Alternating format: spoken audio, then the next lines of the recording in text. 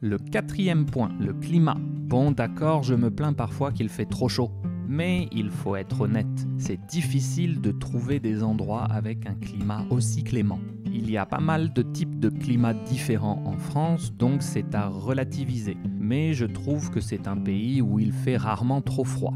Par exemple, s'il fait entre -5 et -7 degrés Celsius en hiver, eh bien c'est très froid. D'un autre côté, même s'il y a des vagues de chaleur de plus en plus graves, les jours où la température dépasse 40 degrés sont peu nombreux. Pour les gens qui comptent en Fahrenheit, je vous laisse faire la conversion. De toute façon, personne ne vous aime. Je plaisante, hein. Le cinquième point est lié au précédent. La nourriture! Bien sûr, il y a la culture gastronomique, mais tout le monde en parle, je ne vais pas t'ennuyer avec ça.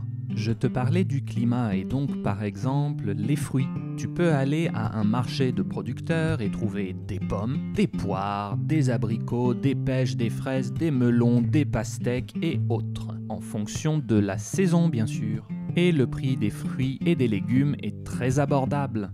Dans les pays qu'on appelle anglo-saxons, en gros les pays anglophones de l'Ouest, si tu veux bien manger, cela coûte très cher. Je n'ai pas ce sentiment ici. Je fais surtout attention à ne pas acheter trop de viande ou de fromage, parce que ça devient cher, oui. Pour ce qui est des fruits et légumes, je pense que c'est encore abordable.